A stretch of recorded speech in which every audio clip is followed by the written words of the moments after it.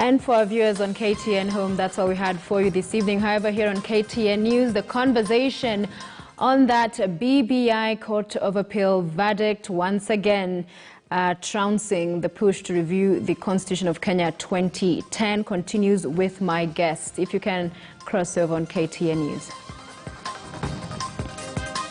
All right, and with me for that conversation from earlier on, right about 8:15 thereabouts, we have Kamodho Waiganja, who's a constitutional lawyer, the president of the Law Society of Kenya, Nelson Havi. Also joining us live from Kisumu is Junet Mohammed, who has been one of the champions of BBI. And Honorable Junet, I'll begin with you on this second and last part of our discussions this evening. This has been touted and described largely by the president, and I was talking to the gentleman in studio about that earlier. The unity of this country, that he said was a constitutional moment and we needed this to ensure stability, especially going into another electioneering period. Now that this is gone, so are we saying divisive politics will continue in this country and we need to find another way around it?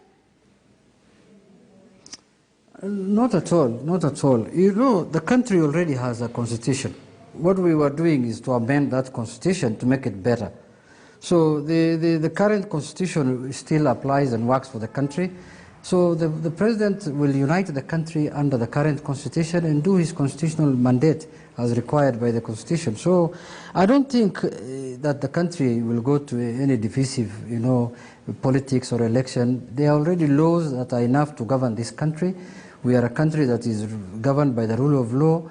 So it's not like annulling or stopping this amendment is not suspending the constitution. It is just stopping an amendment like you have in parliament. So in my view, that is why the former prime minister is saying we move on, because we have already a document that governs us. We will look at these things at a later stage. But what happened today, or what happened in the High Court, was good for this country. We must, praise it. We must say this is the way to go. As we thought, the people who are the proponents of the amendment bill, we thought we were on the right track until the courts told us that this is not the way to go. So we respect the court's decision, but we may not agree with it. So for those lawyers who have done a good job and won the case, we say congratulations. But for us, we have moved on. We will, operate within the confines of the constitution that exists now in the country, the 2010 constitution, and we will move on with our politics, and we know how to do it best. Yeah, but you said that there's still, of course, a constitution in place. However, the president was categorical that this is a constitutional moment and this is the solution that is required to cure the issues around our election. So now you appear to be, saying, oh, well, it's come and gone. And yet that was not the tone before. Before it was no one can stop reggae. Yeah, exactly. I agree with you. The president believed that by bringing this amendment bill, it will make the country better, it will make our constitutional governance better, it will enhance unity. But an arm of government called Judiciary have said, no, it's not been done in the right manner. So do you want him to defy the Judiciary and say that I will not obey those orders that were given today by the Court of Appeal? He has done so before. He's disregarded court orders before. If he wants to do it, that one you should ask him. But for me, what I can tell you is that the president has to operate within the constitution. And I know when he took oath of office, he said he will defend and uphold the constitution. And the constitution demands of him to obey the orders that were issued by the court. Okay. Havi, do you fear for your colleagues on the other side, the bench, revisit another one? Going by the developments on BBI, clearly a passion project for the president, a legacy, some would dare say, issue for him. Well, let me tell you what my wife always tells me, because she prays a lot. She says we cannot live in fear. And I'll ask the 7 judges not to live in fear. As the president of the Law Society, it has been my commitment to ensure that there is independence and accountability on the part of the judiciary. And one thing that came out today very clearly is this. Each and every of those 7 judges rendered his or her decision.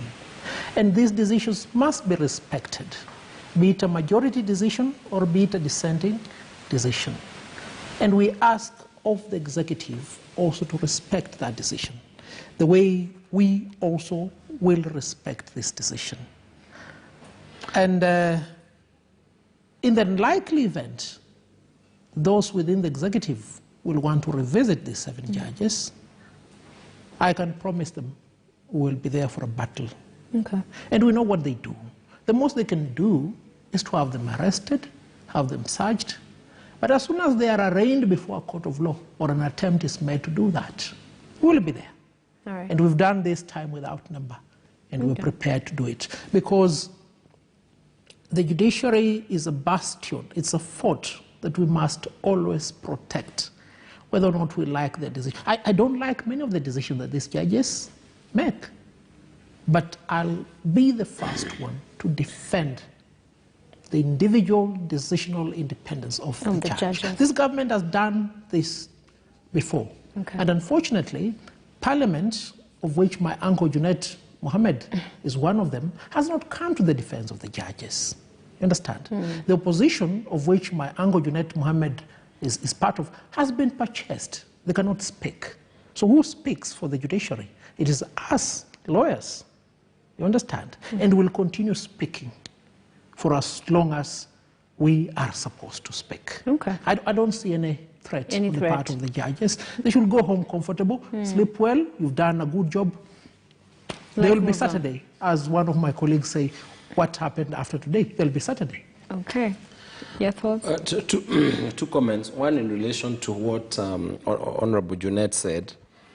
The truth of the matter is, and it's something I'd alluded to before, the truth of the matter is that there are issues that the Constitution as currently framed cannot deal with. One of the issues that the BBI amendments had proposed was enhancing, for example, the office of the leader of the official opposition. And there was a reason and the thinking behind that.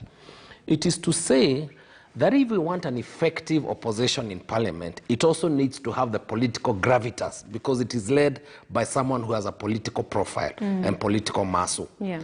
And that when you have the losing presidential candidate, who is the leader of the opposition, who is the leader of the outside of the Parliament, and that whoever comes to lead the opposition is a nominal appointee, there's a problem in terms of the ability of that opposition to hold government accountable. That's number one. Number two, it also reduces the incentive for that leader, for the person losing candidate, to affirm the election, because the minute he affirms that election, it's basically to go home, come back in 5 years. This is an issue that, again, is not going to go away. So that's an issue that in whichever way we need to look at. That's number one. Number two is the question of the judges. I think we must all protect the integrity of the judges, and that's where I started, that we need to recognize that we need an independent and secure judiciary. That every Kenyan needs.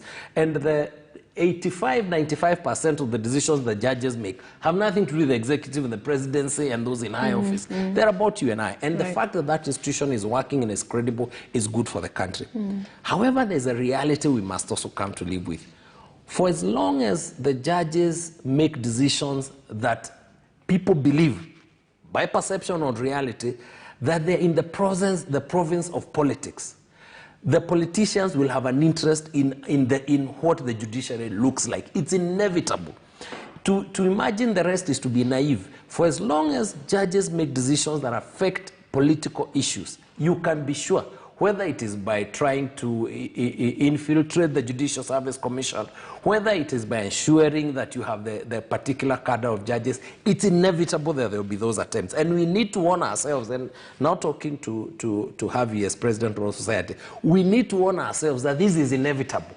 And that we need to therefore create... Let me just finish. Don't write those articles you always write. No, let me finish. Saying that we are dysfunctional. No, if you are dysfunctional, all right, you're dysfunctional. Yeah. But I think the point is that when that time comes, because it is inevitable it's going to come, because these are major decisions, we need to have prepared ourselves for how to counteract them. And not to be surprised and act, how can the government do this? The government will want to interfere because the judiciary is making these decisions. I'm not saying it is right, but I'm saying it's inevitable and we need to prepare for it. So, Honorable Junet, do you think that the judiciary is on overreach here? I understand we will get back Honorable Junet in just a short while. You can hear me, sir? I think we have him now. Yeah, I can hear you. Excellent. So, I can hear you well. For the judiciary, do you feel like they're going beyond their spectrum of operation and delving into the politics for which you're the masters? Yeah, first let me begin by saying that I have heard the chair of the LSK saying that lawyers need to protect the judiciary. You see, it's for sure, we cannot overstate that we need an independent and functioning judiciary in our country. It's the most important thing that this country must have. But the judiciary is protected by the Constitution. And if the constitutional rights are being infringed by anyone, they require the protection of all Kenyans, not lawyers only. You see, it's not the business of lawyer Nelson Havi to protect the judiciary. If the judiciary is under siege or under attack by any person, or either parliament, it requires the protection of all Kenyans because they have delegated powers, just like parliament, of the sovereignty of the people.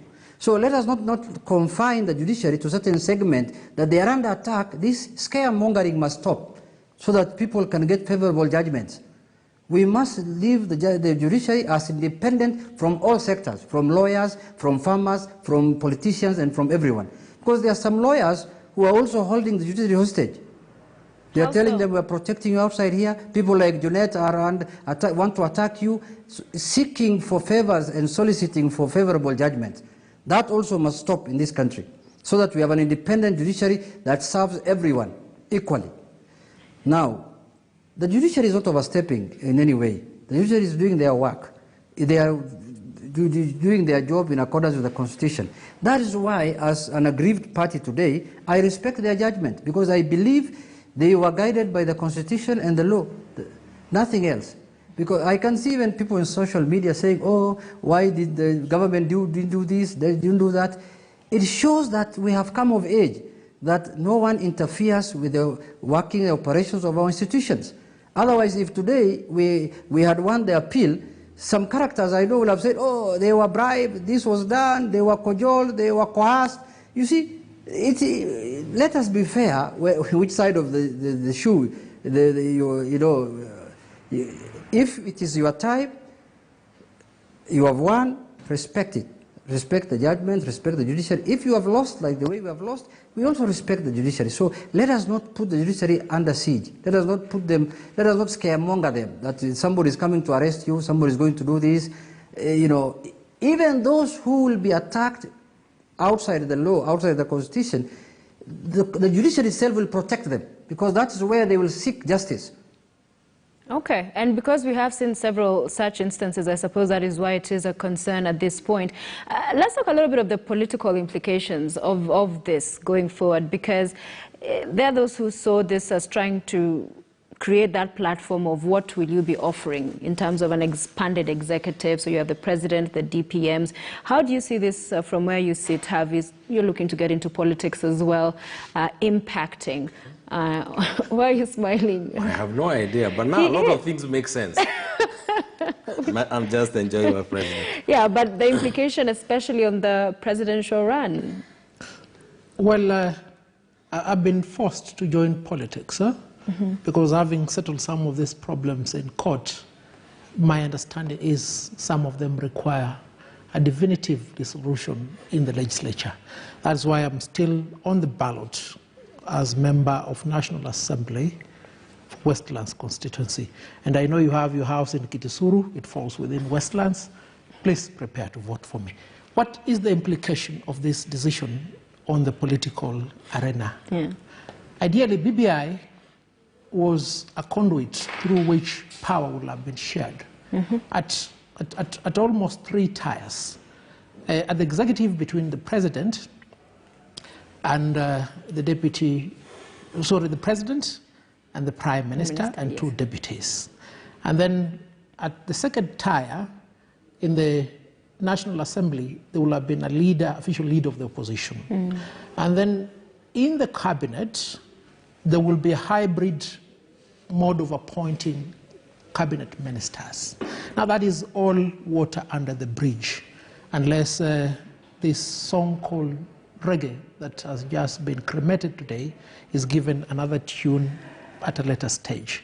But as we stand right now, these formations of coalitions that have punctuated the political environment in Kenya for the last almost 1 year are meaningless.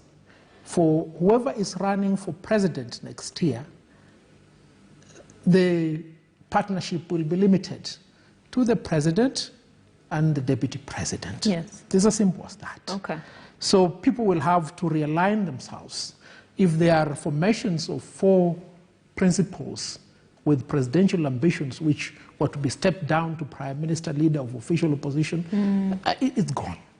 So do you then think, Kamodo, this complicates matters for the newly divorced NASA? You have OKA on one hand and you have Raila on the other, but also to what you were alluding to earlier, that the scramble for Mount Kenya will perhaps just intensify because that deputy everyone will want and those who, of course, propping themselves to be candidate in the region. Do you feel that arithmetic getting very complicated? I think it complicates the permutation for seeking office for the presidential candidates. That's a reality, because for each of them, whoever you pick, your deputy could be the guillotine for your presidency. So I think it's going to be interesting going forward. Of course, in an ideal world, these issues should not matter. And how one prays for the day that the only issue we'll be asking is about the quality and character of people and not, the regions where they come from. But that's where we are for now. That's our reality. And we are not the only people who vote regionally. The Americans vote the red states and the blue states, and they're not always on principle. A lot of these are traditional tribal affiliations, only tribe in a different sense. Yeah. And so these may continue for a while.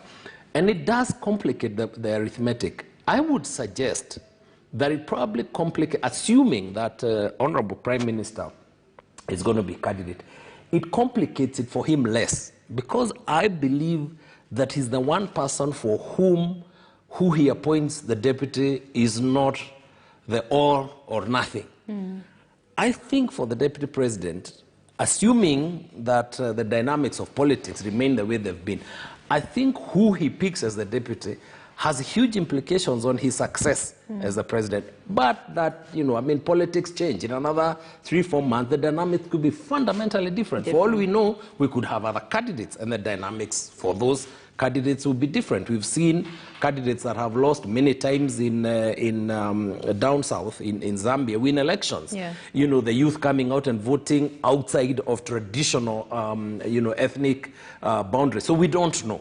But assuming that we will continue to vote largely the way we have voted, it becomes complicated, and I would suggest that it becomes more complicated, even though he was an opponent of the BBI and has praised the Lord for its being rejected by the Court of Appeal. I think politically it complicates it further for him. But it is a challenge. It's a challenge for NASA. At this point, you cannot be for you unless you are not seeking office. And I suspect that for most of those people, the reason they would sit there is because there is their oppositions. Of course, there's always the Speaker of the Assembly, the leader of the opposition, as has been there, the Speaker of the Senate. But of course, the profile of those offices is not the same as what had been proposed in the BBI. Yeah. But from where I sit, it's not the end of the country. This country will continue to grow. It will continue to find new formations, and it will continue to define the reasons for which you have elections differently as our politics continues to evolve. And Honorable Junet, the power sharing that would have been occasioned by the passing of BBI, if there had been a referendum and all, was one that would have worked for all the candidates, right? For the Honorable former Prime Minister, the Deputy President, and all of these candidates. So you're just off of that bruising, is it a divorce with NASA? Here you are trying to reconfigure and chart way forward.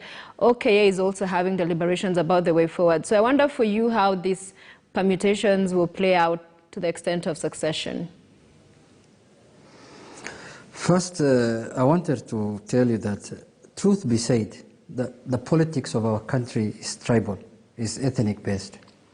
And as a promoter of BBI, the reason why we brought the issue of Prime Minister and 2 deputies was not about power sharing.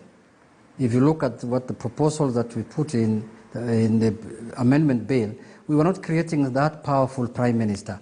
What we were looking at was to create an inclusive environment, an inclusive government. When Jubilee government came into power in 2013, under President Uhuru Kenyatta and William Ruto as deputy, many parts of the country felt excluded and saw it as a duopoly, you know, a government of two communities, a government of two people. So we wanted to expand that table. Ordinarily, all those 5 positions will not have come from 1 or 2 communities. They will have come from different communities, and different parts of the country will have felt included in the next government that is being formed. But now that that has been put aside by the courts, me, where I belong politically, we had prepared for both scenarios. We had prepared for a scenario where we have a president, deputy president, prime minister, and 2 prime. Now that that's not there, we will also now go back to factory setting. We will have a presidential candidate, and I know who is going to be our deputy president. As for now, I even know him. I know him. So we are set to go. This is just a battle that we've lost. We have a war to win in August next year. So we are preparing for that war. And the chairman wants to join politics now. I wish him all the best. I'm going to give him some tutorial, you know, lessons, because, you know, his forte is in the courts and lawyer. Politics is a different ball game. So, and he's not starting well, but I will look for him and have a cup of tea with him and tell him how to do it. Yeah, that would be good, but I'm keen to hear what you were alluding to there, that you know who your deputy is. I mean, give us a hint, an idea. I noticed, Sophie, it's a him. Oh, it's a him, eh? We are going to unveil our... It might be myself. You are talking maybe to the deputy himself. Why are you looking at... Why do you think I can't be a deputy president? Yeah, but because already, at least from your former formation, NASA, you already have those 2 that have said that's not going to... It's out of question.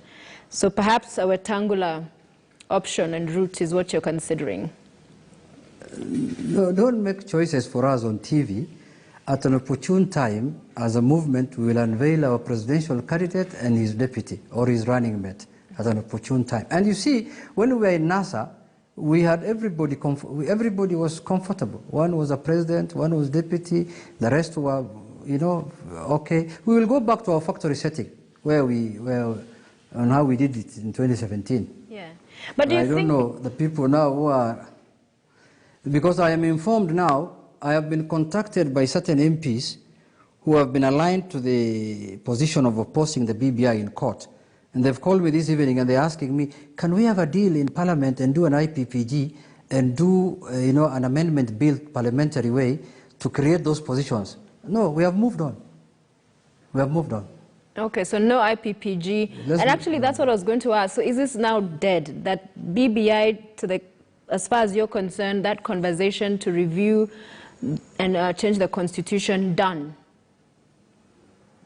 In terms of the court process, the decision on the court processes, the lawyers will decide. The senior counsels who are there, they will decide whether they are comfortable at the level of the appeal court, and we stop it there.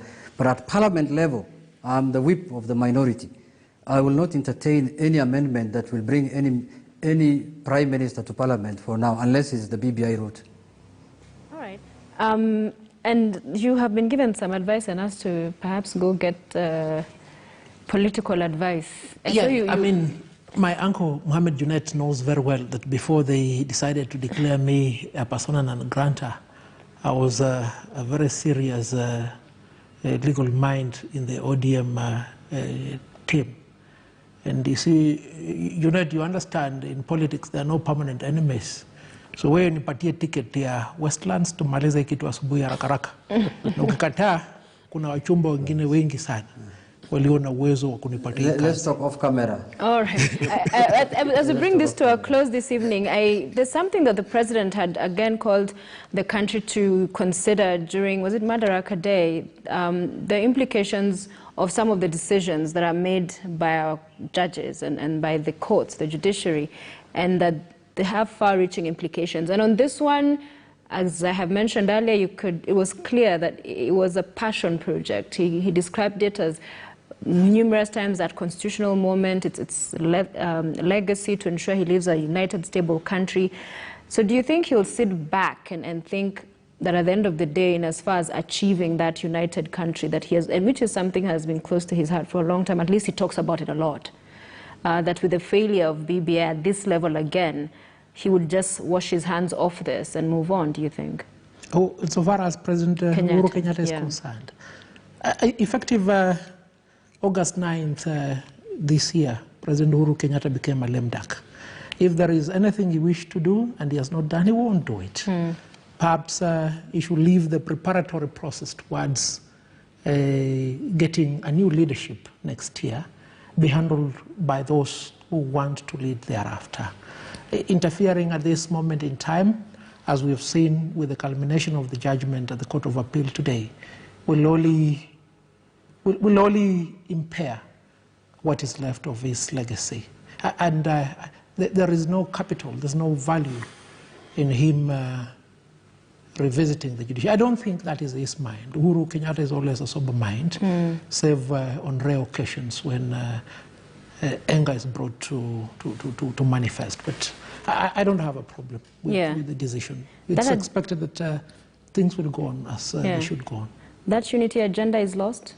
I don't think so. And don't forget that there are sufficient tools even now within the current constitution to do many things which we could still have done even in the current constitution to continue to enhance our level of national unity. I think there are still many things that can be done, and I think for as long as the president continues to be in office, and will continue even beyond when he's office to be a senior political figure, he may not have presidential powers, but he will still have the profile of having been former president. So I think there's a lot that can be done at a political level, at a constitutional level, at an implementation of law level. I think there are many things that need to continue to be done. And the truth of the matter is there are many things that, like I said, there are many things that this decision has raised that require serious reflection. Back to what you're raising about what the president said on Madaraka Day. Including sometimes we must never forget that even though these issues appear to only be legal, they're also political in character. They have serious political implications. And a court properly functioning, especially when it's superior court, you cannot shut your eyes to the reality of the effect of some of these decisions. If you listen to the court today, some of the thresholds both the High Court and the Court of Appeal has put on the possibility of a popular initiative, if it can only be run by citizens, almost makes it impossible. You know, if you marry what the court said are prerequisites, are absolutes for you to have a popular initiative, it makes it almost impossible for citizens to pursue a popular initiative. And that is something that the court must reflect on.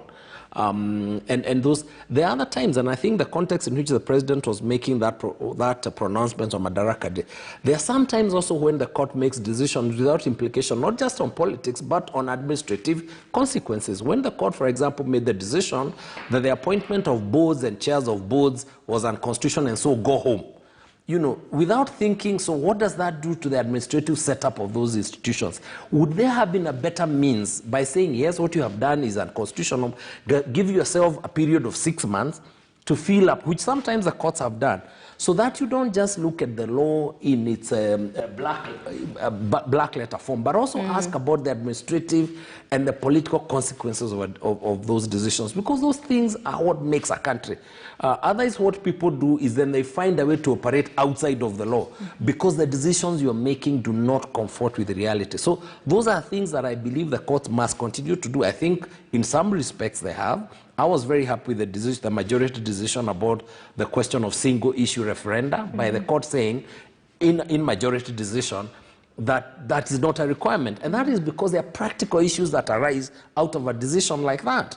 And so I would say that the question that was raised on the Madaraka Day about courts to reflect is an important issue. Did the court reflect on this one? I think to a large measure it did. But there are areas where I think that still require a lot more reflection. Yeah. And Honorable Junet, finally to you is, I mean, are you looking now back after the period of time this has taken, is it over 2 years now, and perhaps reflecting and realizing there were some mistakes made along the way? So for instance, you know, the hand of the executive and the presidency, those gazette notices, and the office of the president being seen to be very much leading this. When it came to distribution of the BBI copies, you saw Matiang'i telling the chiefs, go ahead with this. That on one hand saying popular initiative, but that over and over, there was just that very strong, lingering hand of the executive and the president, and that even the very speedy, expedient way and fashion in which these processes were being canvassed through IEBC and the county assemblies, and of course the grants for cars so that they could quickly endorse this. Are you reflective in this moment and saying that perhaps you missed some things, could have done this differently and better? Of course, in a big process like this one, there are obviously one or two mistakes you can do. But I don't think those mistakes are fundamental enough to, you know, derail the whole thing that we were intending to do. But some of these things that are being said most of them are of perception in nature. Some of them are, you know, things which people view it, personal views and opinions. But I don't think since we conceptualized the bill and collected the signatures, I have not seen any hand of government in it. But having said that, even the president has a right to associate himself with any political process or constitutional process that he feels will make this country better. He is also a Kenyan. He's also, you know, he wants good governance for this country. He means well for this country. So when I listen to the judgment today, now the threshold that has been put in terms of popular initiative, that you have to do civic education, you have to do voter registration, you have to do constituent assembly. If people like us who are being accused by the chairman that we are using funds from I don't know where, and how will Wanjiku achieve that? Let's say the ordinary Mamamboga who will want to change, you know, a clause or an article of the Constitution through a popular initiative. I don't know how she's going to conduct civic education, how she will do a constituent assembly, how she will do voter education. We are yet to see. And these are the thresholds that have been put in place by the courts. So we have to analyze these things in totality. Let us not analyze it from the prisms of them against us, or I have to win against this group. Let us, tomorrow, the people who are opposed to this BBI process might want to change the Constitution, might want to amend the Constitution through a popular initiative. And they might find some of these obstacles now to hinder what they want to do. So let us look at these things objectively. Let us look at it that, is this good for the country? You know, some of the things that the court rules, there are a few things I agree with them. So me, I think, let us not personalize these things. Let us not politicize them. Today it is us who are, you know, proponents of an amendment bill. Tomorrow it might be another group that, you know. So let us be objective. That's my word. And then also about the president, he has a responsibility to unite the country. As a head of state, he's a symbol of unity. And whether you call him lame duck or standing with one leg or two legs, until 9th of August 2022, he remains the President of the Republic of Kenya, and he has a constitutional mandate to protect, defend the Constitution and unite the country and make sure this country lives in a harmonious and peaceful manner until he hands over to the next president who is elected by the people of Kenya. And a quick one, your reaction to what the Deputy President had to say, praising God again for this defeat of the BBI at the Court of Appeal. He did the same in the last instance at the High Court. He did not categorically ever take a no position or mount a no campaign, but he has raised several issues with this push. So this being seen as a victory for him. Now, he has many times said that he's not opposing the BBI and he will not lead a no campaign in the event we move to a referendum. But here, when the matter is stopped by the courts, he's saying that God is great. And me, the only advice I can give him, let him pay if there are fees that he has not paid for those lawyers who did a good job of stopping the BBI. Let him call them tomorrow and pay their bills. And then we move forward. All right, thank you very much, Honorable Junet Mohammed. Your last word there, which I will also bring to studio for the last sentiment, starting with Mr. President. That reaction from the Deputy President, and what then he didn't appear to give much weight to whichever way it went, but takes a lot of, is it joy in its defeat? Well, I think there is no doubt amongst the top leadership of this country that the most prayerful of them all is Deputy President Dr. William Samoei Ruto. We see it every day. So if he's found time to praise the Lord for whatever has happened for the people of Kenya, it did not be personal to him. But permit me to depart from that point because I think it's as obvious as day and night. There is one aspect of this BBI that has caused a lot of damage to Kenyans. Is the use of the curfew to stifle opposing voices throughout the period from March last year up to now. This curfew is unconstitutional. There are many people who have been killed, maimed, suppressed, curtailed in their movement because of the curfew. Mm-hmm. It is now evident that the curfew has been deployed for all this period of time to ensure that the process through which BBI is propelled is conducive to those who support it only. Perhaps if President Uhuru Kenyatta wants to unite the country, wants commerce to flourish, he should reopen the country. As I've said, COVID-19 is not a nocturnal virus. What is the propriety of a night curfew in combating the spread of COVID? None whatsoever. And it is our fear that this is a preparatory process towards maintaining a similar form of control as we head toward the next general election. It shouldn't be like that. It is incumbent upon everybody to demand that this unconstitutional imposition of the curfew be set aside. Okay. So that we can go back to normal life. But more fundamentally, let the government deploy the resources that will have otherwise been used for this BBI towards nationwide vaccination. Right. Let everybody be vaccinated. The moment the entire country is vaccinated, the danger of spread of COVID-19 is reduced considerably. Okay. Then we're able to do our business, we're able to politic, we're able to serve without these unnecessary constraints that we've suffered for the last 1 year. I think that's a reasonable demand. And if President Uhuru Kenyatta really wants to unite Kenyans, remove this curfew. Let's go back to normality. Okay, final word. Two comments. One, I must tell President Havi that I vote in Kirinyaga County for obvious reasons. I know which side of my bread is buttered. But on a more serious note, I think there are issues that BBI had raised which were administrative in nature, which were not in the Constitution. I had one of the judges, unfortunately, assume that they were in the Constitution about help and the tax holidays. They were not. I think those things don't require. They did not require the Constitutional Amendment Bill. They did not require, even many of them, passage of laws by Parliament. I think if there is good faith, I think those need to be implemented yesterday. And I do not know why most of them have not been implemented. That's number one. There are some of the constitutional amendments that were proposed which don't require constitutional amendment. It would be good if they're in the Constitution, but they're not necessary. The enhancement of money allocated to counties does not require constitutional amendment. I think a statement of good faith would be to see that that has been done, notwithstanding what the court has said, because then we would see that there's good faith. And I think there are a couple of other provisions that are there that require to be implemented. Now that the BBI process is not going on, let's accept that most of those provisions were good. Let us apply them. And then number three is let us find a way of bringing back those things that were useful.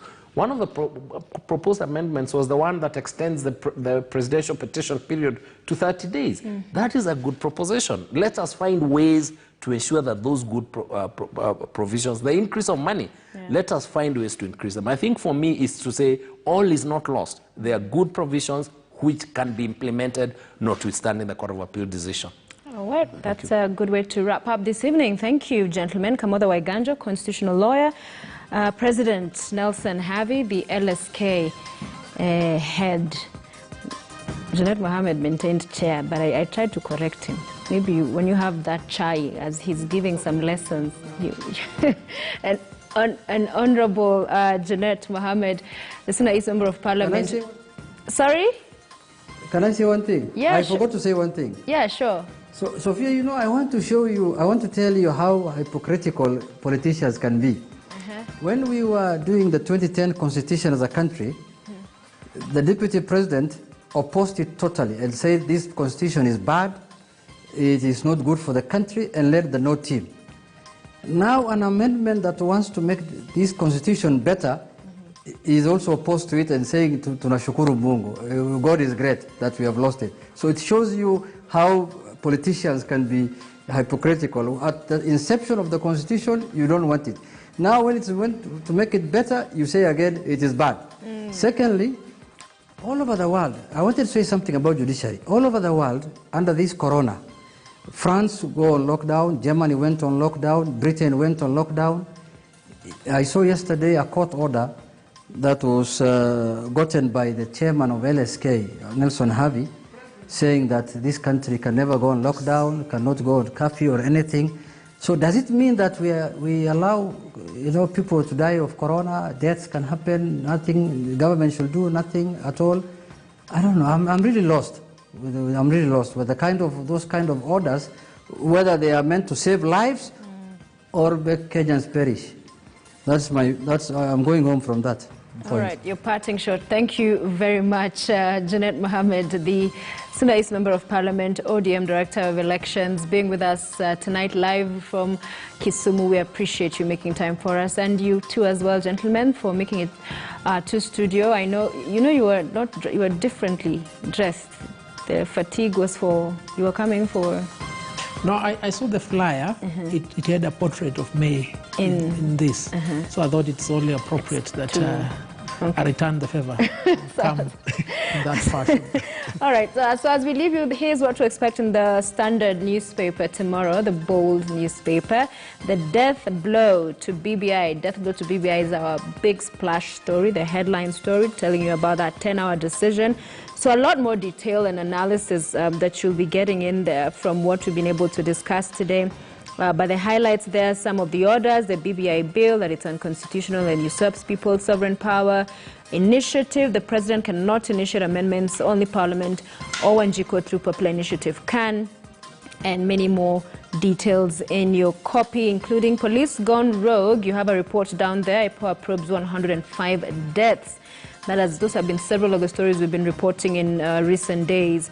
So there's now a probe going on from that independent body. How loads of trash are killing Ngong River is also another one, including sports. Kenyans scooping another gold and bronze. Get all the details in the Saturday Standard. I, on behalf of the entire team here at KTN News, want to thank you for watching. Have a good evening and a blessed weekend ahead. We'll see you on Monday on Kivumbi 2022. Good night and God bless.